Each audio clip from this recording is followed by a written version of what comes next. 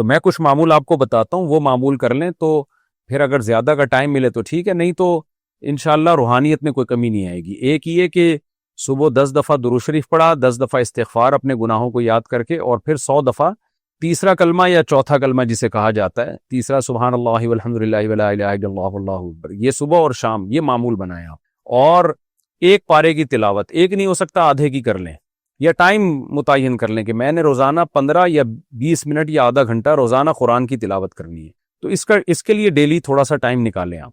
کوئی بھی جتنے بھی طلبہ ہیں یا جو لوگ بھی مصروف لوگ ہیں، 15 منٹ تو قرآن کی تلاوت کریں نا، آدھا گھنٹہ ہو یا 15 منٹ، اتنا تو حق ہے قرآن کا۔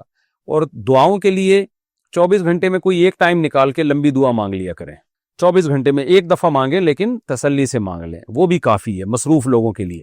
دعا تو جتنی مانگی جائے کم ہے، لیکن کم از کم 24 گھنٹے میں ایک دفعہ تو اللہ کے سامنے ہاتھ اٹھانا سیکھے نا انسان، لیکن تسلی سے گڑ گڑا کے دعا مانگے اللہ کے سامنے۔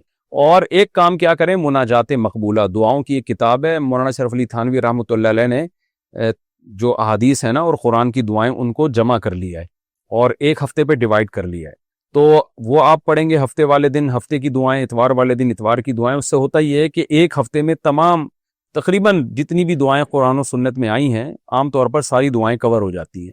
اس کا ترجمہ والی لے لیں تاکہ سمجھ میں بھی آئے کیا پڑھ رہے ہیں، تو وہ مناجات مقبولہ جو ہے وہ خرید لیں، چھوٹی سی کتاب ہے، نیٹ سے بھی ڈاؤن لوڈ کر سکتے ہیں۔ تو ہفتے والے دن اتوار جمعے والے دن، جمعرات سے لے کے پھر جمعے والے دن تک 7 دنوں کی دعائیں مکمل ہو جائیں گی۔ بس آگے اس میں اضافے بھی بہت سارے لوگوں نے کیے، ان کی ضرورت نہیں ہے، صرف آپ نے ہفتہ اتوار پیر منگل بدھ جمعرات یہ جمعہ یہ 7 دن کی دعائیں آپ کر لیں تو یہ کافی ہے معمول۔ اور میں نے بتایا تہجد کی 2 یا 4 رکعتیں، اس میں بہت زیادہ ٹائم نہیں لگتا، آپ مصروف زندگی میں اتنی عبادت کے لیے ٹائم آپ کو نکالنا پڑے گا، ورنہ اس کا نقصان ہوتا ہے جب انسان نفلی عبادت بالکل بھی چھوڑ دیتا ہے تو دل سیاہ ہونا شروع ہو جاتا ہے۔ تو یہ بھی کر لیں تو انشاءاللہ اللہ آپ کو وہی برکتیں دے گا جو بہت کثرت سے عبادت کرنے والوں کو اللہ تعالیٰ برکتیں دیتے ہیں، یہ مصروف لوگوں کے لیے۔ غیر اسلامی حکومت میں ملازمت، الہام صاحب افغانستان سے پوچھتے ہیں، مفتی صاحب اللہ کے حکم کے بغیر حکم دینے والی حکومتوں میں کام کرنے کا کیا حکم ہے؟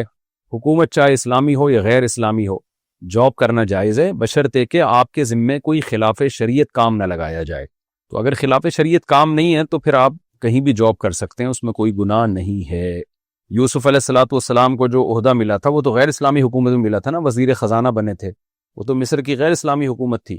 نابالغ لڑکا لڑکی کا ایجاب و قبول کرنا، منال صاحب لاہور سے پوچھتے ہیں، کسی مجلس میں نابالغ کزنز مذاق میں گڈا گڑیا کی شادی کی طرح بڑوں کی موجودگی میں ایجاب و قبول کر لیں تو کیا اس طرح ان کا نکاح ہو جائے گا؟ اور اگر بڑے حقیقت میں اس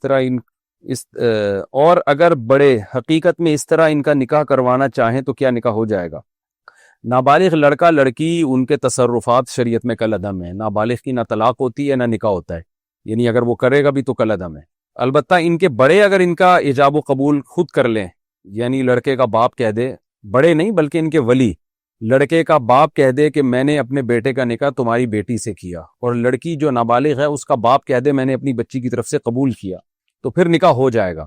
لیکن یہ ضرورت کے وقت ہے، بلا ضرورت اس طرح کرنا ٹھیک نہیں ہے، کیونکہ نابالغ کو نکاح کی ضرورت نہیں ہے۔ ضرورت بعض دفعہ پڑ سکتی ہے، بہت سارے حالات کسی پر بھی آ سکتے ہیں، لڑکی کا آپ کو خطرہ ہے کہ رشتہ نکل جائے گا اس کے ہاتھ سے، اچھا رشتہ نکل جائے گا، یا باپ کو پتہ ہے کہ بھائی میرے بیٹے کے لیے یہ لڑکی بہت ہی سوٹیبل ہے، ابھی سے ان کو نکاح کے بندھن میں باندھ دیا تو ان کے دماغ میں بات بیٹھ جائے گی ہم میاں بیوی ہیں اور پھر بالغ ہونے کے بعد ہم رخصتی کر دیں گے، تو کوئی خاص حکمت ہو تو پھر ٹھیک ہے، ادروائز نابالغ بچہ یا بچی کا نکاح کرنا یہ کوئی پسندیدہ کام نہیں ہے، اس کے سائیڈ ایفیکٹ بہت زیادہ ہیں۔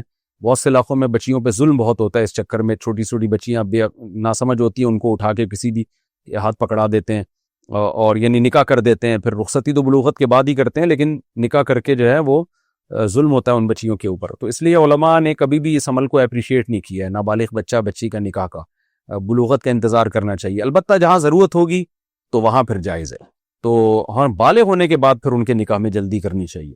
لیکن میں نے بتا دیا کہ نابالغ لڑکا لڑکی خود نکاح کریں گے تو نہیں ہوگا، جہاں کوئی شدید ضرورت ہو تو اس میں پھر شریعت میں یہ ہے کہ لڑکے کی طرف سے اس کا باپ اور لڑکی کی طرف سے بھی اس کا باپ، یہ دونوں ایجاب و قبول کریں گے، اور مہر بھی مہر مثل طے ہوگا۔ مہر مثل کا مطلب لڑکی کا چونکہ نابالغ ہے نا تو اس کا کم مہر نہیں رکھ سکتے، وہی مہر ہوگا جو اس خاندان میں لڑکیوں کا مہر ہوتا ہے. اس طرح سے اگر نکاح کر دیا تو نکاح ہو جائے گا، ادروائز خود یہ نکاح کریں گے تو نہیں ہوگا. غیر اس یہ ہو چکا مشکوک کردار والی سے نکاح کرنا.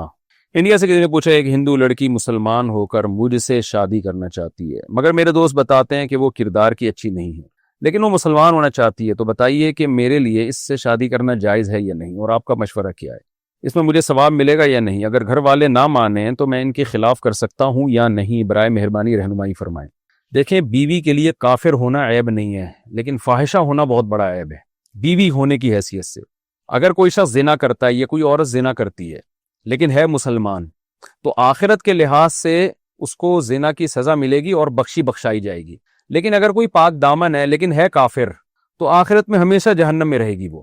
تو آخرت کے لحاظ سے تو کفر بڑا جرم ہے، کفر جو ہے وہ بڑا جرم ہے، عورت ہو یا مرد دونوں کے لیے. لیکن دنیا کے لحاظ سے، دنیا کے جو ایک اصول ہے نا اور ضابطے، اس کے لحاظ سے عورت کا سب سے بڑا وصف یہی ہے کہ وہ پاک دامن ہو، تاکہ مرد کو اس پہ اعتماد ہو، اولاد پہ بارے میں یقین ہو کہ بھئی یہ میری ہی اولاد ہے، ڈی این اے ٹیسٹ نہ کروانے پڑے اس کو. یہی وجہ ہے کہ پیغمبروں کی بیویاں کافر تو گزری ہیں. نوح علیہ السلام کی بیوی کافر تھی، لوط علیہ السلام کی بیوی کافر تھی، مگر اجماع امت سے یہ بات ثابت ہے کہ کسی پیغمبر کی بیوی فاحشہ نہیں تھی.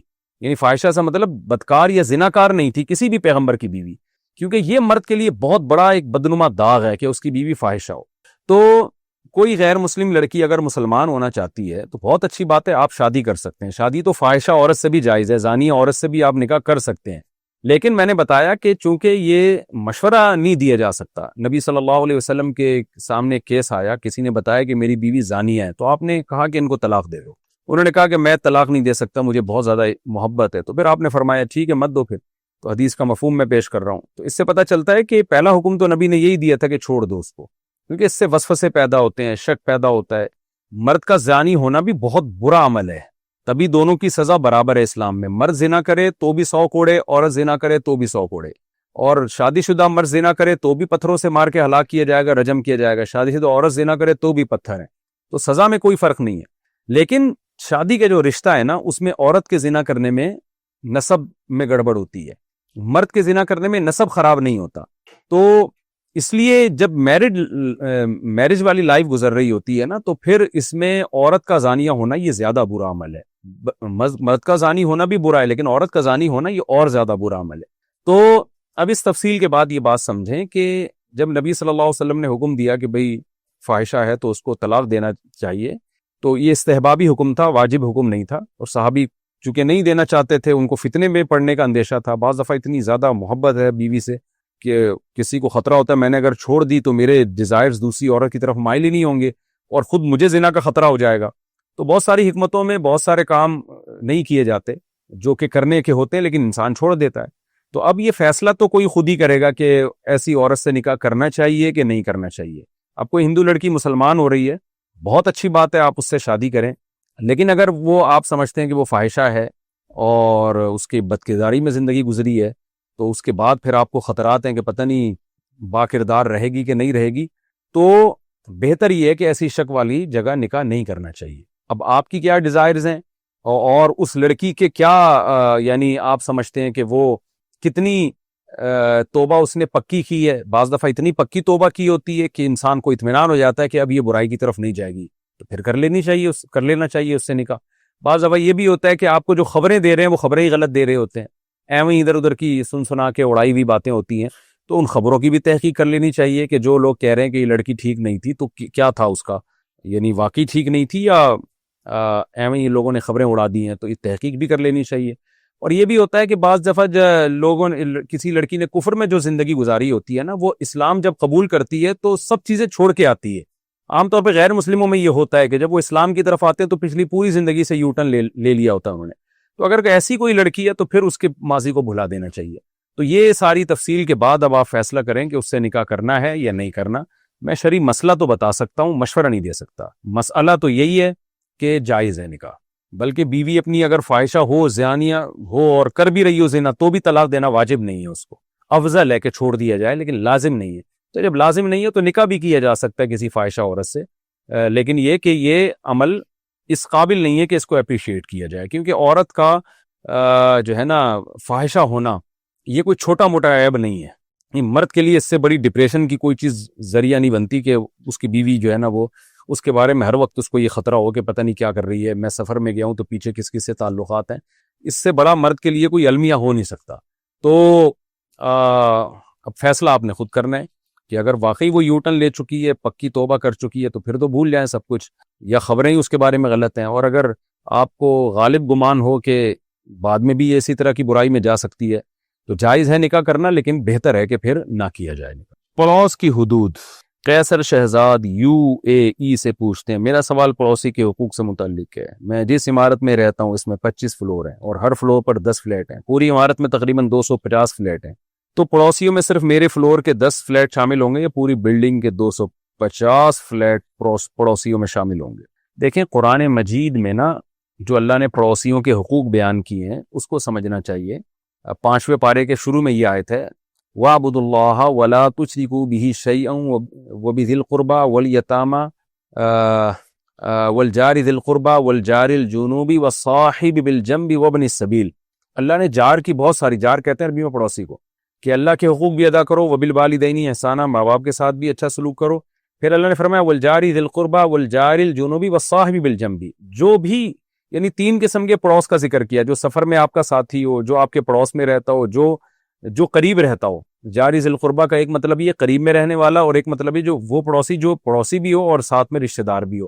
والجار الجنوب کا مطلب جو بھی آپ کے پہلو میں, یعنی آپ دفتر میں کام کرتے ہیں تو آپ کے ساتھ رہتا ہے, آپ کسی اسکول میں پڑھتے ہیں تو آپ کا کلاس فیلو ہے. تو ریلیشن کی نا 2 قسمیں ہیں. ایک قسم تو ہوتا ہے بلڈ ریلیشن, رشتہ داری ہے, اور ایک یہ کہ جو بھی آپ کے ساتھ صبح شام اٹھتا بیٹھتا ہے. تو جو بھی آپ کے ساتھ صبح شام اٹھتا بیٹھتا ہے نا وہ آپ کا پڑوسی ہے, یا جس کا گھر آپ کے گھر کے ساتھ ملا ہوا ہے وہ آپ کا پڑوسی ہے. اب ظاہر ہے ایک فلیٹ میں جب سب رہتے ہیں تو دوسروں کی نسبت وہ بھی آپ کے ساتھ کسی حد تک پڑوسی میں آتے ہیں, کیونکہ 250 فلیٹ ہیں یا 1000 فلیٹ ہیں. تو ایک اپارٹمنٹ کے لوگ جو ہیں وہ کوئی تو ریلیشن ہوگا نا. جب آپ کسی کو بتائیں گے میں فلاں جگہ رہتا ہوں, کہہ رہے واہ واہ واہ فلاں جگہ تو میں بھی وہیں رہتا ہوں, تو اس سے ایک ریلیشن بن جاتا ہے. اب پڑوسی میں تو سب داخل ہیں, جو بھی آپ کے اپارٹمنٹ میں رہتا ہے, یہاں تک کہ جو آپ کے شہر میں رہتا ہے وہ بھی ایک لحاظ سے آپ کا پڑوسی ہے. لیکن جیسے رشتہ داری میں جتنا قریبی رشتہ ہوگا اس کا حق اتنا زیادہ ہوگا, تو ایسے ہی پڑوسی ہونے میں جو جتنا تگڑا پڑوسی ہوگا اس کا حق اتنا ہی زیادہ ہوگا. تو سب سے تگڑا پڑوسی وہ ہے جس کے گھر کی دیوار آپ کے دیوار کے ساتھ ملی ہوئی ہے, وہ ہے اصل پڑوسی. پھر جیسے جیسے دور ہوتا جائے گا اس کا حق کم ہوتا چلا جائے گا, لیکن اجنبی کی نسبت تھوڑا سا زیادہ ہوگا. تو اب جو بالکل آپ کے پڑوس میں رہتے ہیں, جن کے گھر کی دیواریں آپ کی دیواروں کے ساتھ ملی ہوئی ہیں, سب سے زیادہ ان کے حقوق ہیں, کیونکہ حق پڑوسی ہونے کی وجہ سے تو پڑوسی والا معنی جتنا پایا جائے گا اتنا زیادہ حق اس کا زیادہ ہوگا. تو اب جس کی دیواریں آپ کے ساتھ ملی ہوئی ہیں ان کے بارے میں تو حدیث میں آتا ہے کہ جبریل علیہ السلام مجھے پڑوسیوں کے بارے میں وصیت کرتے رہے, یہاں تک کہ مجھے خوف ہوا, مجھے خیال گزرا کہ شاید پڑوسیوں کو وراثت میں بھی حصہ دیا جائے گا, یعنی اسلام اتنا پڑوسیوں کے حق کا قائل ہے. تو ظاہر ہے اس سے وہ ہیں جو آپ کے بالکل قریبی ہیں, پڑوسی کا وراثت میں حق ہوتا نہیں ہے, لیکن حدیث میں سمجھانے کے لیے کہ اتنی وصیت کی ہے. تو آپ سب سے پہلے تو کوشش کریں کہ جن کی دیواریں آپ کے گھر کے ساتھ ملی ہوئی ہیں ان کو آپ کے عمل سے ذرہ برابر بھی تکلیف نہ ہو. ان کی بیماری میں آپ ان کا خیال کریں, کوئی حاجت ہے, ان کی کوئی مالی تنگی آ جاتی ہے تو آپ ان کو پوچھیں, کوئی ایسا عمل نہ کریں جس سے ان کو تکلیف ہو. اس کے بعد جو تھوڑے سے دور کے ہوتے ہیں, اب مثال کے طور پر ایک کیس ہمارے سامنے آیا کہ فلیٹ میں کچھ لوگ رہتے ہیں, تو سیڑھیوں سے جب آپ فلیٹ میں ایک اپارٹمنٹ سے اوپر جائیں تو اوپر والوں نے فرش دھویا اور وہ سارا سیڑھیوں سے جو ہے نا نیچے آ کے نیچے والے اپارٹمنٹ کے جو لوگ رہتے ہیں نیچے والے فلور میں جو لوگ رہتے ہیں ان کے گھر کے سامنے پانی کھڑا ہوا ہے. یہ بھی ناجائز ہے کیونکہ یہ بھی تو پڑوس میں ہی آتا ہے نا. ٹھیک ہے دیواریں ملی ہوئی ہیں, اتنے خاص پڑوسی نہیں ہیں, لیکن قریب فلور ہیں, تو آپ کیوں اپنے عمل سے دوسرے کو تکلیف دے رہے ہو؟ تو خلاصہ کلام کا یہ نکلا کہ پڑوسیوں میں تو سبھی داخل ہیں, آپ جس اپارٹمنٹ میں رہتے ہیں وہ بھی آپ کے پڑوسی ہیں, لیکن ان کا اتنا حق نہیں ہے جتنا حق ان پڑوسیوں کا ہے جن کی دیواریں آپ کے گھر کے ساتھ مل رہی ہیں. سب سے زیادہ وہ ہیں, اور ان کو شفے کا بھی حق ہے. شفا کہتے ہیں کہ آپ جب اپنا گھر یا فلیٹ بیچتے ہیں تو جس کی دیوار آپ کے گھر کے ساتھ ملتی ہے اس کو شفا کا حق ہے, وہ خرید سکتا ہے آپ سے کہ بھئی پہلے میرا حق ہے مجھے بیچو.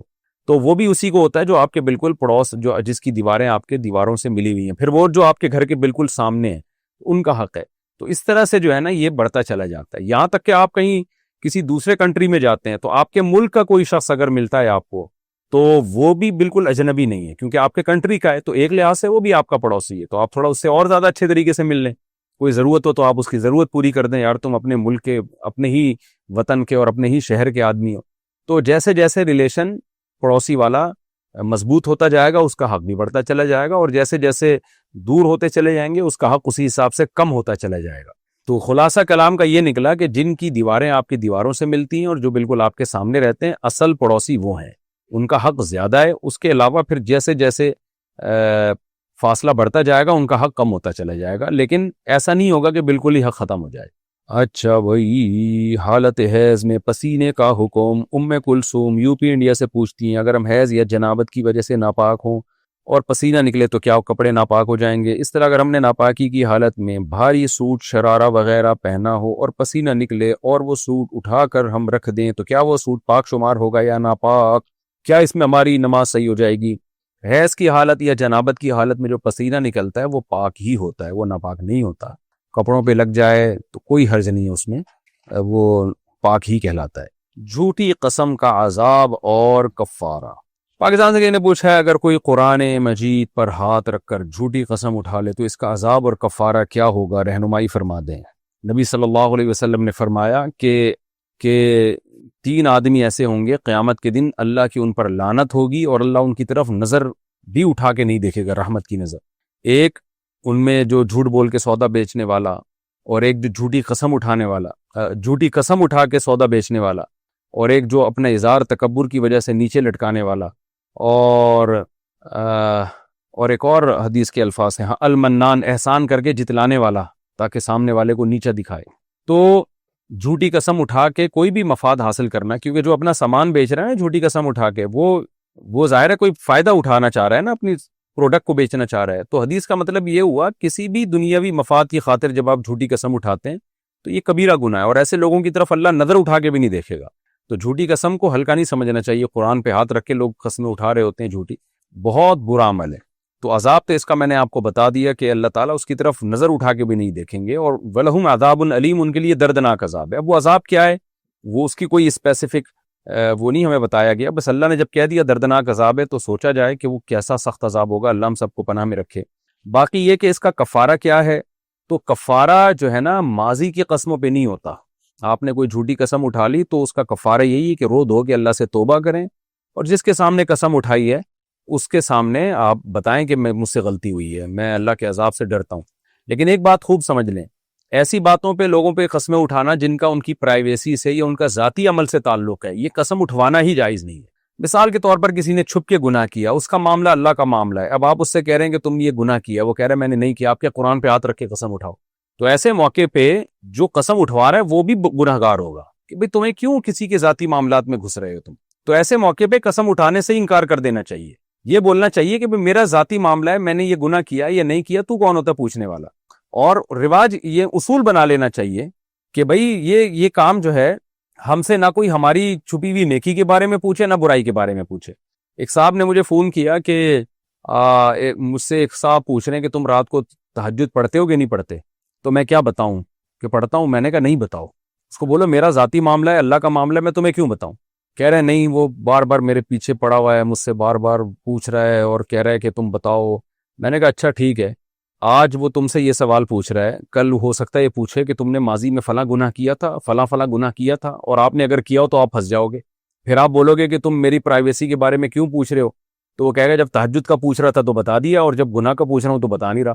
تو اس لیے اصول یہ بنا لینا چاہیے کہ بھائی جب آپ ہماری پرائیویٹ لائف کے بارے میں ہم سے پوچھیں ہی نہیں، نہ ہم اپنی تہجد کا آپ کو بتائیں گے، نہ نیکیوں کا بتائیں گے، نہ برائیوں کا بتائیں گے۔ تو یہ آپ کی ایک پالیسی ہونی چاہیے۔ تو اس میں نہ کوئی جھوٹی قسم اٹھانے کی نوبت آئے گی، نہ کوئی فضول باتیں کرنے کی نوبت آئے گی۔ تو ہاں کسی نے کسی کا حق مارا ہو اور کیس چل رہا ہو کورٹ میں، پھر وہاں جا کے جھوٹی قسم اٹھانا تاکہ حق دبا لے دوسرے کا، یہ کبیرہ گناہ ہے، حرام ہے۔ ایسی قسمیں اٹھوانا بھی مجبوری ہے عدالت کی، وہ اٹھواتے ہیں، اور پھر قسم جھوٹی اٹھانا حرام ہے، کبیرہ گناہ ہے، جائز بھی نہیں ہے۔ تو اس لیے اگر کسی نے جھوٹی قسم اٹھا لی ہے ماضی کی کسی بات پر، تو اس کا تو یہی ہے کہ وہ توبہ استغفار کرے، روئے دھوئے اللہ کے سامنے۔ اور اگر فیوچر کی کوئی بات پہ قسم اٹھائی ہے کہ میں یہ کام نہیں کروں گا، تو اس قسم کو پورا کرنا لازم ہے۔ اگر یہ کام کر لیا تو قسم بھی ٹوٹے گی، گناہ بھی ملے گا، اور کفارہ بھی ادا کرنا پڑے گا۔ 10 غریبوں کو 2 ٹائم کا کھانا یا 2.25 کلو گندم ایک غریب کو دے دیں، اس طرح 10 غریبوں کو دے دیں تو بھی ہے، یا اس کی قیمت بھی دے سکتے ہیں۔ اور اگر کوئی خود غریب ہے، پیسے نہیں ہیں، تو پھر 3 روزے لگاتار۔ یہ ہے جب غلط بات پہ قسم، صحیح بات پہ قسم اٹھائی، اور اگر غلط بات پہ قسم اٹھا لی ہے، یعنی کرنے کا کام تھا اور قسم اٹھا لی کہ میں نہیں کروں گا، تو پھر ایسی قسم کو توڑ دینا چاہیے، کفارہ بھی ادا کرنا چاہیے اور توبہ استغفار بھی کرنا چاہیے کہ غلط چیز، ایسی چیز پہ قسم کیوں اٹھائی میں نے. جیسے کوئی قسم اٹھا لے کہ میں ماں باپ سے بات نہیں کروں گا، تو غلط بات ہے نا، اس پہ قسم کو توڑنا چاہیے. میڈیکل سہولت سے کسی اور کو فائدہ پہنچانا. آمنہ صاحبہ لاہور سے پوچھتی ہیں میرے شوہر آرمی میڈیکل میں جاب کرتے ہیں، ان کی والدہ کا علاج مفت ہے، تو کیا اپنے کسی عزیز رشتہ دار یا کسی غریب کے لیے بغیر کسی لالچ کے ادارے سے دوائیاں وغیرہ لا کر دے سکتے ہیں؟ کیا ایسا کرنا ٹھیک ہوگا؟ نہیں، بالکل ٹھیک نہیں ہے. جب سہولت یہ دی گئی ہے کہ آپ یعنی صرف والدہ کا علاج کرا سکتے ہیں یا والدین کا کرا سکتے ہیں، تو کسی عزیز رشتہ دار کو وہاں سے فری پاکٹ میں دوائیاں لا کے دینا یہ خیانت ہے، یہ جائز نہیں ہے. لڑکی والا کارٹون دیکھنا. انڈیا سے کسی نے پوچھا ہے جس کارٹون میں لڑکی آتی ہو تو کیا ایسا کارٹون دیکھ سکتے ہیں اگر میرا دل اس کی طرف مائل نہ ہو اور میری نیت بھی صاف ہو؟ ضرورت کیا ہے میرے بھائی ایسی چیزیں دیکھنے کی؟ کوئی اہم پروگرام ہو، کوئی آپ کو اس سے فائدہ ہو رہا ہو تو چلو سمجھ میں آتی ہے بات، آپ کا دل بھی صاف ہے، نیت بھی صاف ہے اور آپ کو کوئی فتنہ بھی نہیں ہو رہا اور ضرورت بھی ہے. کوئی ایسا علمی پروگرام ہے جو آپ کو کہیں مل نہیں رہا، اس لیے اوائڈ کریں ان چیزوں سے، اپنے آپ کو فتنوں کے مواقع سے بچائیں، ورنہ ٹائم ویسٹنگ تو ہے ہی نا. اور پھر اس سے اور جو ابھی تو کارٹون دیکھ رہے ہیں، کل سچی مچی کی لڑکیاں دیکھنا شروع کر دیں گے. تو حلال حرام سے اس کا تعلق نہیں ہے، لیکن اوائڈ کریں، اس سے فتنے میں انسان پڑ سکتا ہے. لڑکوں کا بریسلیٹ پہننا. پاکستان سے کسی نے پوچھا ہم لڑکے موتیوں وغیرہ سے بنا ہوا بریسلیٹ ہاتھ میں پہن سکتے ہیں؟ مرد کے لیے صرف زیور میں انگوٹھی پہننا جائز ہے، وہ بھی چاندی کی، وہ بھی بہت زیادہ چاندی نہ اس میں. باقی کسی قسم کا زیور پہننا مرد کے لیے جائز نہیں ہے، اس لیے اس سے احتراز کریں آپ. مردوں پہ ویسے بھی مردوں والے کام زیادہ اچھے لگتے ہیں نا، 4 شادیاں کریں یہ زیادہ آپ پہ سوٹ کرے. جب آپ اپنی 4 بیویوں کو لے کے کسی تقریب میں جائیں گے تو بریسلیٹ والے جو مرد ہیں نا، جو لاکٹ والے، اور وہ جیلسی سے مر جائیں گے بیچارے. تو اس لیے مردانگی والے کام کریں، شادیوں کو فوکس کریں زیادہ، ٹھیک ہے؟ اپنی بیویوں کو پہلائیں پھر بریسلیٹ اور لاکٹ اور کیا کیا ہوتا ہے پتہ نہیں، مجھے تو نام بھی نہیں آتے خواتین کے زیوروں کے. تو یہ ساری چیزیں اپنی بیگموں کو پہنائیں. باقی مردوں میں یہ آج کل یہ بہت بڑی بدعت چل پڑی ہے، وہ بالکل لڑکیوں والے فیشن کر رہے ہیں. دولہا صاحب جا کے 1-2 گھنٹے بیوٹی پارلر میں تیار ہوتے ہیں، اور عید پہ بھی دیکھا ہے لڑکوں کو ان چیزوں میں بہت زیادہ غلو کرنا، یہ ٹھیک نہیں ہے. مرد کے لیے اللہ نے الگ ٹائپ کی زینت رکھی ہے، عورت کے لیے الگ ٹائپ کی زینت رکھی ہے. لڑکیوں کو بھی جو مرد پسند آتے ہیں مردانگی والے پسند آتے ہیں، تو نیچر ہی تبدیل ہو رہی ہے، لڑکیوں کی بھی نیچر تبدیل ہو رہی ہے، تو عجیب سا ہی سیٹ اپ بنتا چلا جا رہا ہے. تو اس لیے مردوں پہ مردوں والے کام اچھے لگتے ہیں. حرام اعضا. محمد عارف کھوکھر انڈیا سے پوچھتے ہیں بکرے میں کون کون سی چیز نہیں کھا سکتے؟ ہمارے یہاں کچھ لوگ بولتے ہیں کہ اوجڑی، کپورے، سری پائے کھانا مکروہ ہے، تو آپ روشنی ڈالیں. اوجڑی کو اچھی طرح صاف کر لیا جائے، سری پائے وغیرہ تو سری پائے نہیں، آپ سری پائے کو مکروہ کہہ رہے ہو. پورا لاہور سری پائے کھا رہا ہے، وہاں تو بھینسیں اینٹوں پہ کھڑی ہوتی ہیں، سب کے پائے کھا گئے ہیں وہ لوگ. میں اکثر کہتا ہوں سجی کے پائے، تو مجھے کسی نے بتایا سجی وجی کے پائے نہیں ہوتے، کھجے کے پائے ہوتے ہیں، کھجے. تو وہ غلطی سے میں نے سجی بول دیا ہوگا کہیں، سجی ایک الگ چیز ہے کیونکہ کراچی میں ہوتے نہیں نا، تو پروننسیشن میں غلطی ہوئی ہے مجھ سے. تو کھجے کے پائے ہوتے ہیں، کھجے کے. خیر سری پائے بالکل کھا سکتے ہیں، پروٹین سے بھری ہوئی چیز ہے یہ. اور اوجڑی بھی کھا سکتے ہیں اگر اچھی طرح صاف کر لیا جائے اس کو. باقی کپورے کھانا یہ مکروہ ناپسندیدہ ہے، اور اس کی ناجائز ہونے کی دلیل ہے وہ یحرم علیہم الخبائث، قرآن کہتا ہے خبیث چیزیں تم پر حرام ہیں. تو جانور میں بھی کچھ اعضاء ایسے ہوتے ہیں جو خبائث میں داخل ہیں، جیسے جانور کی جو نر جانور ہے اس کی جو پیشاب گاہ ہے وہ بھی مکروہ ہے، ناجائز ہے، کیونکہ وہ بھی ایک خبائث میں داخل ہے. اسی طرح جانور کے کوئی رسولی نکل آتی ہے، کینسر کے پھوڑے نکل آتے ہیں عجیب سے، نہیں آپ نے دیکھا ہوگا گائے کے، تو وہ حصہ نہیں کھا سکتے آپ کیونکہ وہ سڑا ہوا گوشت ہوتا ہے. تو ہر چیز حدیث میں صراحتاً نہیں آتی ہے، قرآن و سنت میں قرآن نے اشارے بھی دے دیے کہ خبائث جو ہے نا، جس کو طبع سلیم پہلی نظر میں ہی جس سے گھن کھانا شروع کر دے، تو انسانوں کے کھانے کی چیزیں نہیں ہیں. اسی وجہ سے امام ابو حنیفہ رحمہ اللہ تعالیٰ کے نزدیک یہ سب چیزیں ناجائز ہیں. یہ کپورے ہو گئے، کیونکہ یہ بھی ایک مستقل جو ہے گندگی کا محل ہے یہ کپورے جو ہیں. اور اسی طرح جو مذکر کی جو پیشاب گاہ ہے وہ بھی ایک انسان کو تبھی گھن آتی ہے ایسی چیز. کوئی آپ خود سوچے نا, کوئی پکا کے لے آئے اور کہے کہ میں نے یہ پکا کے کھلا رہا ہوں تمہیں, کوئی بھی آدمی ہوگا اس کو گھن آئے گی اس سے کہ یار کچھ اور نہیں پکا سکتا تھا. تو کچھ چیزیں انسانیت کے وقار کے خلاف ہوتی ہیں. اس کی مثال ہے جیسے مچھلی طبعی موت سمندر میں مر جائے اور اتنا ٹائم گزر جائے کہ وہ الٹی ہو جائے, الٹی ہو کے سمندر کی تہہ پہ آ جائے, تو وہ بھی مکروہ ہے, اس لیے کہ وہ بھی خبائث میں اب داخل ہے. طبع سلیم کو اس سے گھن آئے گی. اکثر لوگ یہاں پر امام حنیفہ پہ اعتراض کرتے ہیں کہ یہ تو چیزیں حدیث میں نہیں ہیں, کہاں سے ناجائز کر دیا. تو میں ان سے سوال پوچھتا ہوں, حدیث میں تو اور بہت ساری چیزیں نہیں. اب یہ منی جو ہے یہ تینوں امام شافعی اور امام احمد بن حنبل کے نزدیک پاک ہے. ہمارے اہل حدیث حضرات بھی اس کو پاک سمجھتے ہیں, حالانکہ اس کے ناپاک ہونے کے دلائل بہت مضبوط ہیں. لیکن جو لوگ پاک سمجھتے ہیں, جیسے ہمارے اہل حدیث حضرات ہیں, اس کو پاک سمجھتے ہیں, لیکن کھانے کو وہ بھی حلال نہیں کہتے ہیں. اب اس کی دلیل کیا ہے کہ یہ کھانا حرام ہے؟ حدیث میں تو نہیں ہے سراطن کہیں. جب آپ نے پاک کہہ دیا تو کھانا جائز ہونا چاہیے. لیکن کیوں ناجائز ہے؟ بھئی خبائث میں داخل ہے. خبائث کا مطلب کوئی بھی دنیا میں شریف آدمی گھن کھاتا ہے اس سے, یہ گندی چیز ہے. یعنی ایسی چیز نہیں ہے کہ اس کو کہ کھانے کے حلال ہونے کا فتویٰ دیا جائے, حالانکہ حدیث میں کہ کچھ بھی نہیں ہے. تو ہر چیز کا حدیث میں صراحتاً ہونا ضروری نہیں ہے. جب قرآن نے کہہ دیا خبیث چیزیں تم پر حرام ہے, تو خبث جس میں بھی ہوگا وہ خبیث ہی کہلائے گی. جو واضح طور پر خبث ہو, واضح طور پر اس میں ناپاکی یا انسانیت سے وہ میچ نہیں کرتی ہو, انسانیت کے وقار کے خلاف ہو, تو وہ خبث ہی کہلائے گی, یعنی وہ خبیث ہی کہلائے گی. تو اسی وجہ سے جانور کے کپورے کھانا, اس کا جو پیشاب گاہ ہے نر جانور کی وہ کھانا, اور اسی طرح جو رسولی پیدا ہو جاتی ہے جانور کے اندر, وہ رسولی کھانا وہ جائز نہیں ہے, اسے اوائڈ لازم ہے, اجتناب کرنا لازم ہے. قرض خواہ کا ایڈریس معلوم نہ ہو تو کیا کریں؟ اگر دکاندار نے دکان کہیں شفٹ کر لی ہو اور ہم نے اس کا قرض دینا ہو تو اب کیا کریں؟ اب ہمیں اس کا ایڈریس معلوم نہیں ہے, تلاش کریں اس کا ایڈریس.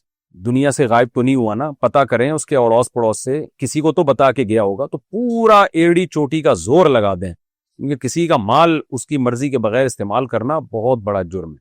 پوری ایڑی چوٹی کا زور لگا کے پھر وہاں تک رقم پہنچائیں, اور چند سال انتظار بھی کر لیں. بالکل ہی مایوس ہو جائیں کہ ناممکن ہو گیا تلاش کرنا, جو کہ ہوتا نہیں ہے. جب کوئی زندہ ہے تو آج کل مل ہی جاتا ہے وہ. پھر جب بالکل ہی نا امیدی ہو جائے تو پھر اس کی طرف سے صدقہ کر دیں. ہائے ہائے ہائے, آگے چلیں جی. خواتین پاک کیسے رہیں؟ پاکستان سے کسی نے پوچھا, میں ایک میڈیکل اسٹوڈنٹ ہوں. میرا سوال یہ ہے کہ تھوڑا حیا کے خلاف سوال ہے کہ خواتین کے لیے جو حیض کے علاوہ کوئی جو یعنی جو ناپاکی نکلتی ہے, تو کیا اس سے کپڑا ناپاک ہو جاتا ہے جبکہ وہ یعنی کوئی کلر نہ ہو اس کا, اور وہ سوکھ کر کپڑوں پہ نظر بھی نہیں آتا, تو کیا وہ ناپاک ہے؟ اگر ناپاک ہے تو کیا ساری دنیا کی عورتیں معذور ہیں, کیونکہ سب کو ہوتا ہی ہے اور مسلسل ہوتا ہے؟ اگر یہ ناپاک ہے تو حضور صلی اللہ علیہ وسلم کے زمانے میں اس کا کسی نے ذکر کیوں نہیں کیا؟ برائے مہربانی مجھے تفصیل سے جواب دیجیے, کیونکہ میری زندگی اس وجہ سے بہت مشکل ہو گئی ہے. میں وسوسوں میں مبتلا ہوں, میری پڑھائی بھی خراب ہو رہی ہے. پڑھائی کیوں خراب ہو رہی ہے؟ اگر ناپاک ہے بھی تو نماز کے وقت میں تھوڑا سا حصہ دھو کے نماز پڑھ لیں, اس میں اس کا پڑھائی سے کیا تعلق ہے؟ باقی یہ کہ یہ پاک ہے یا ناپاک ہے, تو دیکھیں جو بھی رطوبت عورت کی شرمگاہ سے نکلتی ہے وہ ناپاک ہے. البتہ جو مسئلہ تھوڑا حیا کے خلاف ہے لیکن بہت زیادہ لوگ پوچھتے ہیں, تو جو رطوبت شرمگاہ کے باہر کے حصے میں ہوتی ہے وہ ناپاک نہیں ہوتی, نہ اس میں کوئی جو ہے بالکل ایک صاف پانی ہوتا ہے, وہ جو تھوڑا سا بس اس میں چکناہٹ ہوتی ہے تو وہ پاک ہے. لیکن اندر سے جو رطوبت آ رہی ہے جس کو لیکوریا کہا جاتا ہے عام زبان میں, وہ ناپاک ہے. یعنی حیض کے خون کے علاوہ جو اندر سے شرمگاہ کے اندر سے جو رطوبتیں آتی ہیں, جو لیکوریا والی رطوبت, ڈاکٹر زیادہ بہتر سمجھ سکتی ہیں اس بات کو, سمجھا بھی سکتی ہیں, تو وہ ناپاک ہے. اور اس میں پھر یہی ہے کہ یہ جو آپ نے دعویٰ کیا کہ سب خواتین کو ہوتا ہے, تو میرے علم میں ایسا نہیں ہے کہ عام طور پر خواتین کو مینسس کے خون ہی آتا ہے, اس کے علاوہ کوئی رطوبات نہیں نکلتی. لیکن اگر کسی کی نکل رہی ہے تو وہ ناپاک ہی ہے. تو اس کا طریقہ یہ ہے کہ ہلکا سا دھو لیا جائے اس کو, اس میں کون سی ٹینشن ہو رہی ہے, نماز کے وقت میں دھو لیا جائے اور نماز پڑھ لی جائے. اگر کوئی معذور ہے, کنٹینیو ہو رہی ہے, تو پھر معذور کا حکم نبی صلی اللہ علیہ وسلم نے بیان کیا. حضرت زینب رضی اللہ تعالیٰ عنہ نے نبی سے پوچھا تھا کہ مجھے اس طرح مسلسل بلیڈنگ ہوتی ہے, تو آپ صلی اللہ علیہ وسلم نے فرمایا کہ ہر نماز کے لیے ایک وضو کر لیا کرو, پھر اس وضو سے جتنی چاہیں اس وقت کے اندر اندر نمازیں پڑھو. یعنی ہر نماز کے لیے بس ایک وضو کر لیا کرو, یہ کافی ہے. تو اگر کوئی خاتون معذور ہے, کنٹینیو یہ ان کو رطوبت نکلتی رہتی ہے باڈی سے, تو وہ ہر نماز کے لیے ایک دفعہ وضو کر لیں, بس اس وضو سے پھر اس ٹائم کے اندر اندر جتنی چاہے تلاوت کریں, نمازیں پڑھیں. تو وہ چونکہ معذور میں داخل ہے تو اس کی نماز ہو جائے گی. لیکن یہ ضروری ہے معذور میں داخل ہونے کے لیے کہ کوئی ایک ٹائم ایسا ہو کہ کنٹینیو پورے ٹائم میں یہ رطوبت نکلتی رہے اور اتنا ٹائم ہی نہ ملے کہ وضو کر کے پاک ہو کے مکمل نماز پڑھ سکیں. تو اگر ایک ٹائم بھی ایسا ہو گیا تو معذوروں کے حکم میں داخل ہے. لیکن اگر عام طور پر ایسا ہوتا نہیں ہے خواتین کے ساتھ، تو اس لیے جب یہ رطوبت نکلے تو وضو کر لیں، نماز پڑھ لیں اور اس جگہ کو دھو لیں، صاف کر لیں. ملازمین منگوا کر دینے کے پیسے لینا. سلمان آسام انڈیا سے پوچھتے ہیں، میں قطر میں جاب کرتا ہوں، میرا سوال یہ ہے کہ مجھے کمپنی سے ویزے ملتے ہیں ملازمین لانے کے لیے، میں اگر انڈیا سے بندے منگواؤں اور لوگوں سے پیسے وصول کروں تو کیا میرے لیے ایسا کرنا جائز ہوگا؟ دیکھیں، کمپنی سے اگر آپ کو ویزے ملتے ہیں اور کمپنی آپ کو ٹھیکہ دیتی ہے کہ بندے بلاؤ اور کمپنی اس کی تنخواہ آپ کو دے رہی ہے، تو پھر آپ کے لیے ان بندوں سے الگ سے پیسے لینا جائز نہیں ہے، یہ رشوت کے حکم میں آئے گا، کیونکہ کمپنی میں آپ کی جاب ہی یہی ہے. تو جب جاب ہی، اس کی مثال ایک ڈاکٹر ایک کسی ادارے میں جاب کر رہا ہے اور اس کو وہاں تنخواہ مل رہی ہے، تو وہ پھر پیشنٹ کو الگ سے بھی پیسے لے رہا ہو، یعنی ان کو بتائے بغیر. بعض تو جگہ ایسی ہوتی ہے ڈاکٹر کو اجازت ہوتی ہے کہ بھئی ہر پیشنٹ کے آپ اتنے پیسے پیشنٹ سے لے سکتے ہیں، اور الگ سے ڈاکٹر کو تنخواہ بھی مل رہی ہوتی ہے، وہ تو کمپنی ہی نے اجازت دی ہوتی ہے یا ہاسپٹل نے ہی اجازت دی ہوتی ہے. لیکن اگر ہاسپٹل الگ سے آپ کو کسی چیز کی تنخواہ دے رہا ہے یا کمیشن دے رہا ہے پیشنٹ دیکھنے کا، تو پھر اس میں الگ سے پیشنٹ سے کھانچا کھول لینا یہ ناجائز ہے. تو آپ جس کمپنی میں جاب کرتے ہیں، کمپنی آپ کو ویزے نکال کے دیتی ہے اور کمپنی ان ویزوں پہ آپ کو ظاہر تنخواہ پہ رکھا ہوا ہے نا اس نے، اور آپ کے لیے جاب کا یہ حصہ ہے یہ چیز، تو پھر آپ الگ سے ان لوگوں سے کمیشن نہیں لے سکتے. تو اور اگر ایسا نہیں ہے تو بظاہر تو ایسا ہی لگتا ہے کہ ایسا ہے، لیکن اگر ایسا نہیں، آپ آزاد ذرائع سے کام کر رہے ہیں، کمپنی کی طرف سے اس کے کوئی پیسے نہیں مل رہے آپ کو، تو پھر ٹھیک ہے، آپ ان سے کمیشن لے سکتے ہیں. لیکن میرا خیال ہے ایسا ہوگا نہیں. کمپنی جب آپ کو ویزے نکال کے دے رہی ہے اور آپ کے ذمے ہے یہ کام، تو پھر کمپنی اس کی آپ کو تنخواہ دے رہی ہوگی. غیر واضح چہرے والی مقدس ہستیوں کی تصویروں کا حکم. عروبہ صاحبہ لاہور سے پوچھتی ہیں، انبیاء کرام یا صحابہ کی ایسی تصاویر یا ویڈیوز جن میں چہرہ صاف نہیں دکھایا جاتا، ان کو کسی طرح دھندلا کر دیا جاتا ہے، تو ایسی تصاویر کو ہم نیٹ سے لے کر استعمال کر سکتے ہیں؟ نہیں کرنا چاہیے پرنٹڈ چیزیں. اور ویسے بھی صحابہ اور نبی صلی اللہ علیہ وسلم کی شبیہیں بنانا، چاہے چہرہ واضح نہ بھی ہو، اس میں ان کی ایک قسم کی توہین ہے. میں نہیں کہہ رہا بنانے والوں کی نیت توہین کی ہوتی ہے، اس میں یہ ہوتا ہے کہ آپ کے ذہن میں تصور آ جاتا ہے کہ جی ایسے ہوں گے پیغمبر، تو کیوں جب کسی کو بھی پیغمبر کے کھاتے میں ڈال دیا جائے. تو اس لیے مجھے تو اس عمل میں بہت ہی وہ ایک خوف آتا ہے کہ آپ پیغمبر کی صورت مثالیہ بھی کیسے بنا لیتے ہیں. آپ پیغمبر کے حق میں تو یہ بہت ہی ایک واضح توہین معلوم ہوتی ہے، اس لیے اس سے اوائڈ کرنا چاہیے. ٹھیک ہے، بنانے والوں کی نیت توہین کی نہیں ہوتی، ان پہ توہین رسالت کا حکم نہیں لگے گا، لیکن احتیاط کا تقاضا یہی ہے کہ یہ حرکتیں نہیں کرنی چاہیے.